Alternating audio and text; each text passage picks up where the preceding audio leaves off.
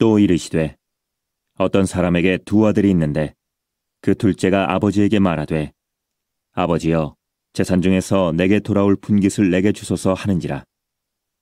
아버지가 그 살림을 각각 나누어 주었더니 그 후 며칠이 안 되어 둘째 아들이 재물을 다 모아가지고 먼 나라에 가 거기서 허랑방탕하여 그 재산을 낭비하더니 다 없앤 후 그 나라에 크게 흉년이 들어 그가 비로소 궁핍한지라. 가서 그 나라 백성 중 한 사람에게 붙여 사니 그가 그를 들러보내어 돼지를 치게 하였는데 그가 돼지 먹는 쥐염 열매로 배를 채우고자 하되 주는 자가 없는지라. 이에 스스로 돌이켜 이르되 내 아버지에게는 양식이 풍족한 품꾼이 얼마나 많은가. 나는 여기서 주려 죽는구나. 내가 일어나 아버지께 가서 이르기를 아버지, 내가 하늘과 아버지께 죄를 지었사오니 지금부터는 아버지의 아들이라 일컬음을 감당하지 못하겠나이다. 나를 품꾼의 하나로 보소서 하리라 하고 이에 일어나서 아버지께로 돌아가니라.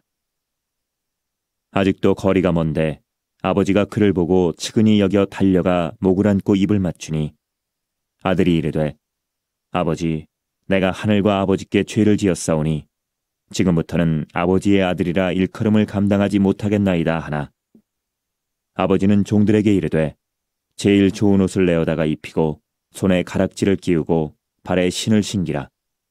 그리고 살진 송아지를 끌어다가 잡으라. 우리가 먹고 즐기자.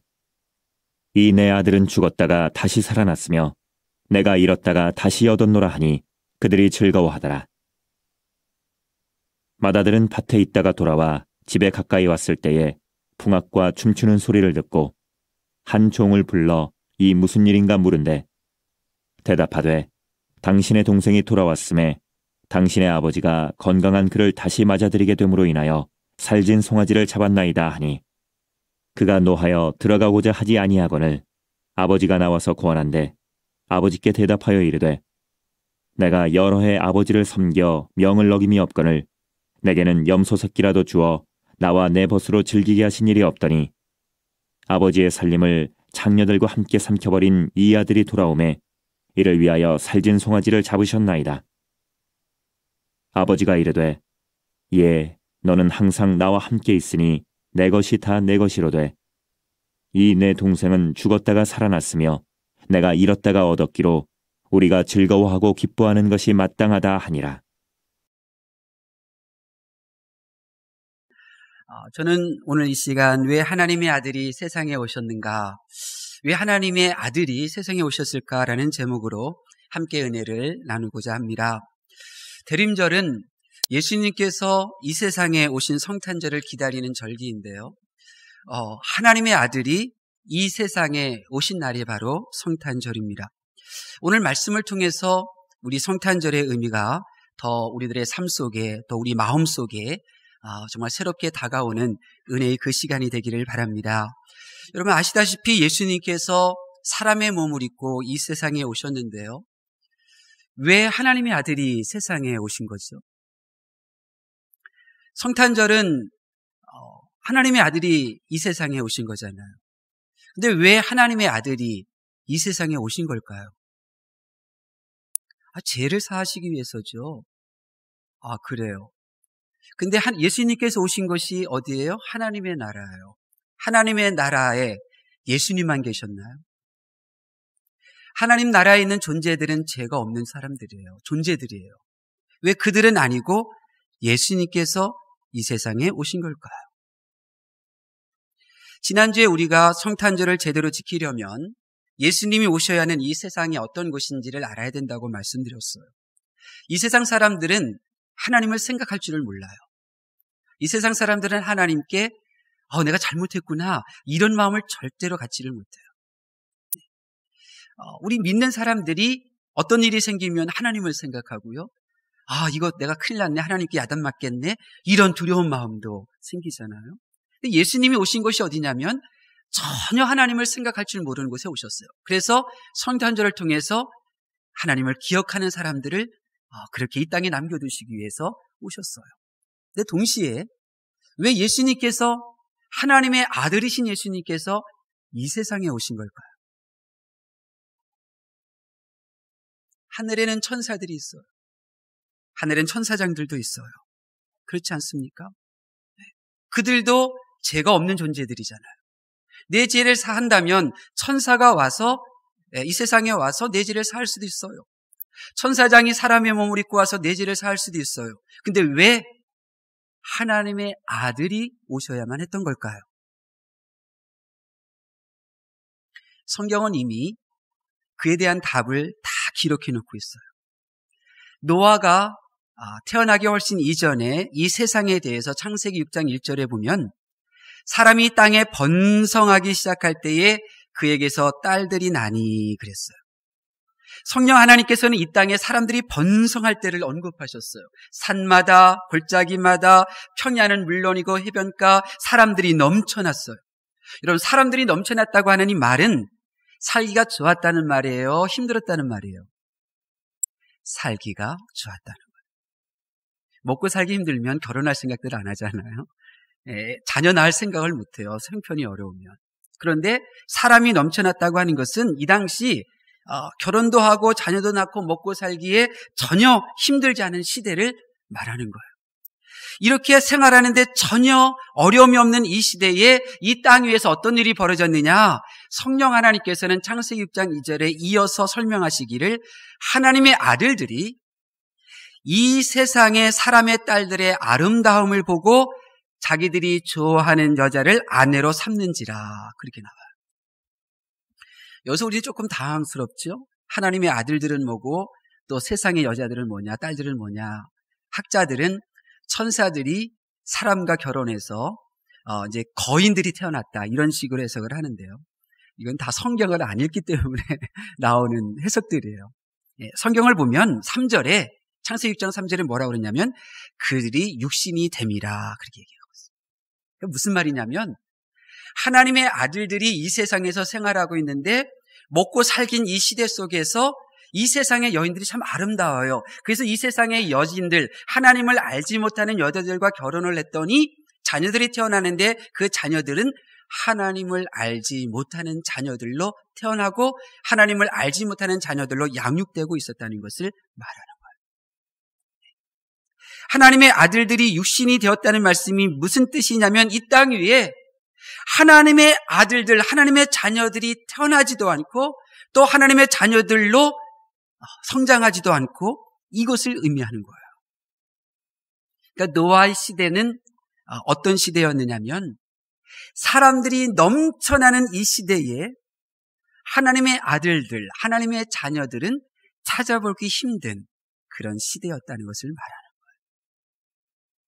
여러분, 성령 하나님께서 하시고자 하시는 말씀은 이 땅에서 살던 하나님의 아들들이 점점 줄어들기 시작하고 그 사실을 탄식하고 계시다는 거예요. 노아의 시대에 성령 하나님께서 하고 싶으셨던 말씀은 무엇이냐면 이 세상에 하나님을 아버지로 섬기는 자녀들이 태어나지도 않고 그리고 그렇게 양육되지도 않고 그래서 사람들은 넘쳐나는데 하나님의 아들들, 자녀들은 찾아보기 힘든 시대가 되었다는 거예요.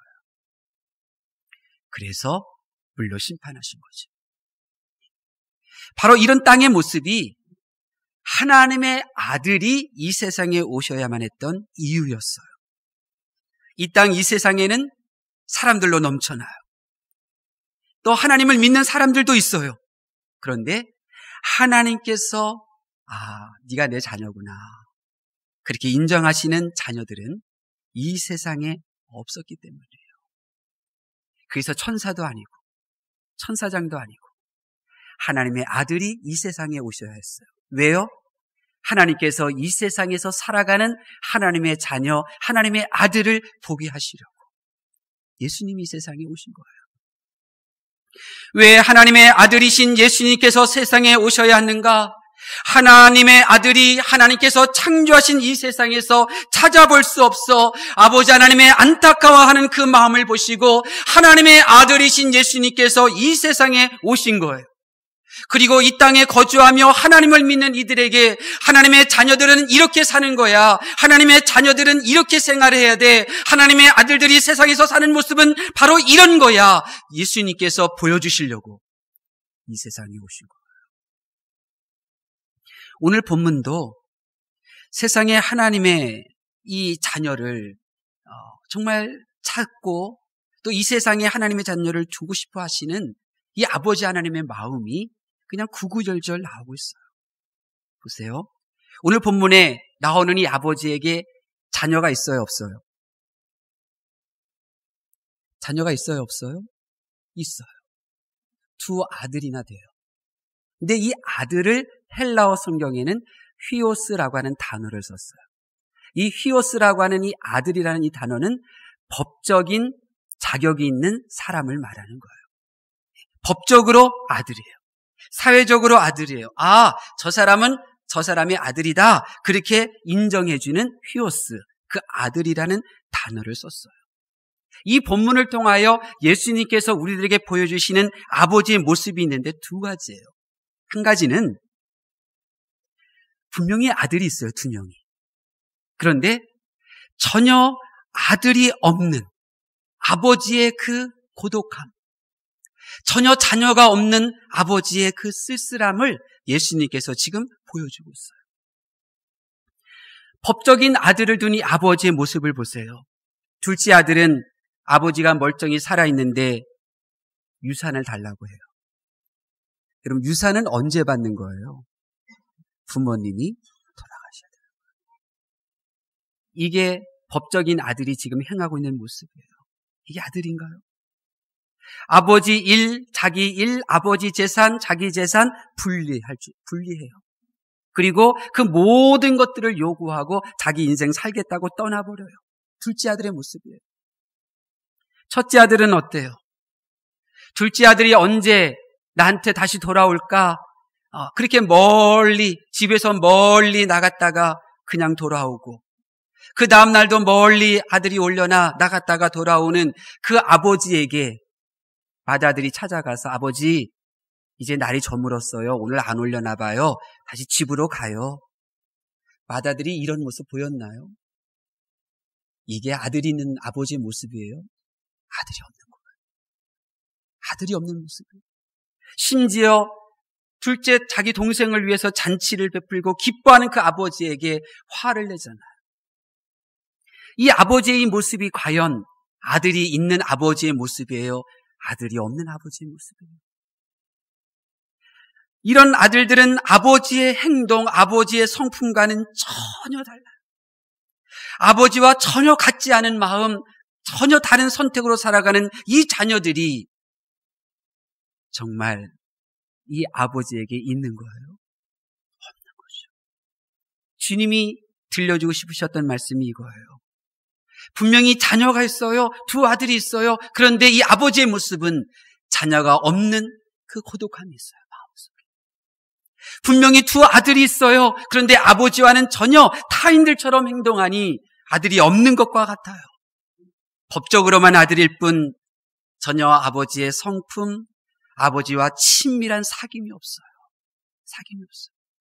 과연 이들을 아들이 있다고 말할 수 있는가요? 여러분, 법적인 휘오스, 이 아들들은 항상 내 공로와 내 수고를 이야기해요. 이 법적인 아들, 이러한 성도들은 교회 일 하면서도요, 항상 자기 공로, 자기 수자, 자기 수고, 이런 부분들을 펼쳐요. 주장해요. 이것은 내가 하겠다 하고, 이것은 내가 못한다 하고, 하나님의 일과 자기 일을 구분해요. 심지어 아버지를 죽은 양 취급해요. 그래서 자기 마음대로 신앙생활 하잖아요. 이 둘째 아들처럼 아버지가 죽은 양 자기 마음대로 살아가요. 과연 이들이 자녀를 할 수 있겠어요? 사랑하는 성도 여러분, 슬프지만 그렇습니다. 저 높은 보좌에 앉아 계시는 그 아버지 하나님께서는 이 세상에 아버지 하나님을 닮아가고 따르는 자녀들이 없어요. 이게 바로 하나님 아버지의 모습이었어요. 분명히 자녀들은 있는데, 그런데 자녀가 없는 아버지 하나님의 그 고독함, 쓸쓸함, 안타까움. 예수님께서 한창 사역하실 때에 예수님의 어머니와 동생들이 찾아왔었잖아요. 사람들이 말해요. 예수님, 당신의 어머니가 왔어요. 당신 동생들이 왔어요. 그때 예수님이 뭐라고 말씀하시냐? 누가 내 어머니요? 누가 내 동생들입니까? 아버지의 뜻대로 행하는 자가 내 모친이요, 내 동생들입니다. 형제입니다. 그렇게 말합니다. 주님의 시각으로 보면 이 온 우주의 주인이신 하나님께서는 이 땅에 아버지 하나님의 뜻대로 살아가는 이들만이 하나님의 자녀인데, 그 자녀들이, 이 세상에는 사람들이 넘쳐나지만 하나님의 자녀들은 없는 거예요. 이것이 아버지의 모습이었어요. 이어서 예수님께서 오늘 본문을 통해서 아버지의 또 다른 모습을 보여주시는데요. 그 아버지의 모습이 뭐냐면 정말 자녀를 얻고 싶어서, 진짜 참 자녀를 두려고 수고하고 애쓰시는 아버지의 모습이에요. 함께 살면서 두 아들의 마음이 다른 곳에 있어도 참아줘요. 아들이 재산 가지고 떠나가겠다고 해도 그래도 또 기다려줘요. 허락하고. 하루도 거르지 않고 그 아들을 기다려요. 심지어 재산을 잃고 왔는데도 기뻐해요. 실망하지 않아요. 죽었던 아들이 살아 돌아왔다고 잔치를 벌여요. 그리고 이 맏아들에게 이 아버지가 원하는 둘째 아들의 이 모습을 언급을 해요. 그 둘째 아들의 모습이 뭐냐면 나랑 함께 있는 것, 내 것을 다 자기의 것으로 여길 줄 아는 사람. 그렇게 아버지 하나님의 마음을 알 때 기뻐하고 즐거워하는 아들, 이 아들에 대해서 언급해요. 이 자녀를 헬라어에서 테크논이라고 말해요. 아들, 자녀, 헬라어에는 두 가지가 있어요. 하나는 법적인 히오스의 아들, 하나는 친밀한 관계가 있는 이 테크논이라고 하는 이 아들. 친밀한 테크논, 이 자녀는 아버지와 함께해요. 기도 시간, 예배 시간, 사역을 나 혼자 하는 게 아니에요. 하나님과 함께 하는 거예요. 아버지 하나님의 일을 내 일로 여겨요.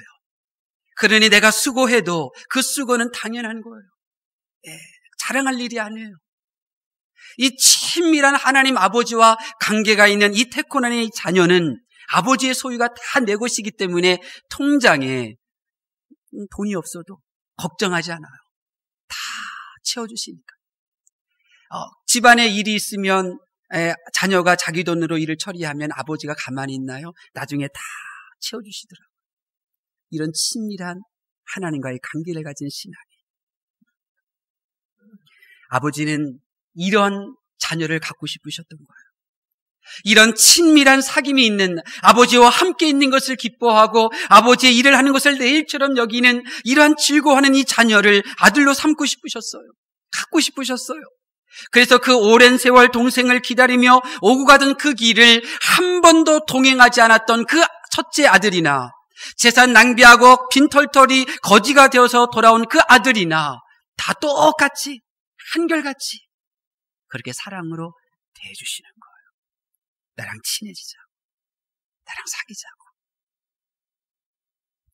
왜 죄 없는 천사장이 아닌 하나님의 아들이 이 세상에 오신 줄 아십니까? 이 땅에 하나님의 자녀를 찾다 탄식하시는 하나님의 마음. 사람들은 넘쳐나는데, 하나님의 자녀라고 하는 사람들은 많은데, 다 율법적으로 힘들어하고 다른 생각 가지는 그런 믿음의 사람들은 많은데, 하나님과 함께 친밀한 사귐 속에서 신앙생활하는 그 자녀가 없음을 아파하는 아버지 하나님의 마음을 예수님께서 보셨기 때문이에요. 이 땅에 하나님의 자녀들이 사는 모습을 보고 싶은 하는 그 아버지 하나님의 마음을 예수님께서 아셨기에 하나님의 자녀들은 이렇게 사는 거야 우리에게 보여주시려고 하나님의 아들이신 예수님이 직접 이 세상에 오신 것입니다. 그래서 천사도 아니고 천사장도 아니고 죄 없던 어떤 영적 존재도 아니고 하나님의 아들들, 하나님의 자녀들이 이 세상에서 살아가는 그 모습을, 그 모델, 그 본이 되시기에 예수님께서 오신 것입니다. 하나님의 자녀가 아닌 사람들은 육체로 살아요. 원망하고 상처받고 낙심하고 탓하고 합력할 줄 몰라요. 그러나 이 하나님 아들 예수님이 이 세상에 사셨을 때의 그 모습을 보시면 아, 하나님의 아들은 저렇게 사는 것이로구나 깨닫는 성도들은 하나님의 자녀답게 사는 거예요. 하나님의 자녀답게 예배드리고 그렇게 기도 생활하고 그렇게 교제하는 거죠. 사랑하는 성도 여러분, 저와 여러분은 하나님의 자녀예요. 저는 여러분이 하나님의 자녀라는 걸 잘 알고 있어요. 그러나 하나님의 아들이신 예수님께서 이 세상에 오신 성탄절을 앞두고 여러분에게 묻고 싶습니다. 여러분은 하나님의 법적인 자녀입니까? 아니면 하나님과 친밀한 사귐이 있는 그런 자녀입니까? 제가 두려운 게 뭔지 아세요? 저는 이 자리가 가득가득 채워지지 않는 것이 두렵지가 않아요. 이 자리가 텅텅 비는 것도 두렵지 않아요. 제가 정말 두려운 것은 하나님이 불러 함께 북악교회에서 신앙생활하게 한 우리들 가운데 법적인 자녀로만 남을까 봐 두려워요. 하나님과의 친밀한 사귐이 무엇인지도 모르는 채 그렇게 이 세상을 떠날까 봐 저는 그것이 가장 무서워요. 지금 우리는 이 마다들과 같이 주님의 일을 하면서 내 일처럼 여기고 내가 지치고 힘들어하는 그러한 법적인 자녀로 하나님의 일을 하는 성도일까 봐 그게 두려워요. 그게 무서운 거예요. 교회에는 휴오스, 법적인 자녀들이 넘쳐납니다. 주일 성수도 의무로 참석하는 하나님의 자녀들 많습니다. 교회에서 봉사하는 것도 억지로 하는 자녀들 많습니다. 목회자 입장에서는 그분들도 정말 너무너무 귀한 분들이죠. 너무 소중한 분들이죠. 그러나 하나님은 자녀로 생각하지 않으신대요. 주일 성수하는 것이 기쁘고 하나님과 함께 하는 것이 감사하고 하나님과 함께 일하는 것이 기쁜 이 테크노, 이 친밀한 자녀가 되기를 원하시는 것이 바로 하나님의 마음이고요. 하나님의 말씀을 경청하는 성도 여러분, 여러분에게 자녀가 있다는 것을 저는 알고 있어요. 근데 하나님께서도 여러분에게 자녀가 있다고 생각하실까요? 여러분은 결혼했어요. 배우자가 있어요. 근데 하나님께서 여러분이 배우자가 있다고 생각하실까요? 오래전에 하나님께서 소돔과 고모라 성을 불로 심판하셨잖아요. 소돔과 고모라 성을 심판하신 이유가 뭐예요? 그 성이 죄악이 관영했기 때문입니까? 예수님의 시각으로 보면 소돔과 고모라 성에는 하나님의 자녀들이 없었어요. 거기 기뻐하는 사람들 많았어요. 행복한 사람들 많았어요. 일의 즐거움, 성취감 누리는 사람들 많았어요. 그런데 하나님의 자녀들 10명이 없었어요. 심판하시고. 우리도 마찬가지예요. 내가 자녀가 있지만 그 자녀가 하나님과 친밀한 사귐이 없다면 하나님은 내게 자녀가 없다고 생각하시고, 나는 결혼해서 배우자가 있어요. 그 배우자를 사랑해요. 근데 그 배우자가 하나님과의 친밀한 사귐이 없다면 하나님은 내가 홀로 이 세상을 살고 있다고 생각하실 거예요. 그래서 나 혼자만 천국으로 데려가시고 그 다음 사람들은 남겨두시는 거죠. 왜 신앙생활이 말씀이 아닌 내 생각, 환경 중심, 왜 교회 생활이 행복하지 않고 버겁고 부담스러운가? 나는 하나님의 자녀임에는 분명한데 휴오스, 법적인 아들이기 때문에 그런 거예요. 법적인 자녀로 머물렀기 때문에 그래요. 하나님과의 친밀한 그 자녀라면 주님이 이 세상에서 하나님의 아들로 어떻게 사셨다는 것을 안다면 달라진 거죠. 사랑하는 성도 여러분, 지금 이 세상은 노아의 시대처럼 하나님과 사귐이 있는 자녀들이 더 이상 태어나지 않고 있습니다.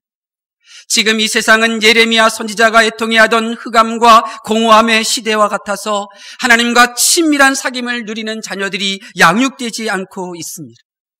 지금 이 시대가 바로 소돔과 고모라 성의 모습이며 하나님과 친밀한 사귐을 맛보지 못하는 그런 자녀들만 그나마 남아있는 이 시대입니다. 이런 시대에 이제 우리가 성탄절을 맞이하게 되었습니다. 하나님의 아들이 없는 세상에 하나님의 아들이신 예수님께서 오신 성탄절, 하나님의 아들로서 이 세상에서 어떻게 살아야 하는지를 몰라 방황하고 실패하고 넘어지는 우리들을 불쌍히 여기셔서 하나님의 아들은 세상에서 이렇게 사는 거야, 하나님의 자녀들은 세상에서 이렇게 보고 느끼고 생각하며 살아야 돼, 예수님께서 친히 보여주시고 우리가 그렇게 따라하라고 예수님께서 이 세상에 오신 성탄절입니다. 예수님은 그러셨잖아요. 나를 본 자는 아버지 하나님을 보았다고요. 이제 우리가 어떻게 해야 되겠어요? 이 성탄절을 맞이하면서 마음으로 결단하셔요. 내가 예수님을 본받아야 되겠다. 예수님을 따라가야지. 그래, 예수님이 하나님의 자녀로서 이 세상에 사신 모습처럼 나도 그렇게 기도하고 힘들고 어려워도 예수님께서 그렇게 기도하며 십자가 지신 것처럼 그래, 내가 이 시점에 그 십자가 내가 외면하지 않고 내가 감당하면 하나님은 나를 하나님의 자녀로 인정해 주시겠지. 얼마나 기뻐하실까. 하나님의 마음을 헤아리며 그렇게 신앙생활을 해야 될 줄로 믿습니다. 부디 성탄절 이 세상에 하나님의 아들로 오신 예수님, 그 예수님을 여러분 마음속에 모셔드리고 그 예수님 중심으로 예수님을 본받으며 예수님을 따라가면서 그렇게 신앙생활 하실 수 있기를 바랍니다. 하나님께서 그토록 보고 싶어 하시는 하나님의 자녀들이 우리 북학교의 성도들이 될 줄로 믿습니다. 기도하겠습니다.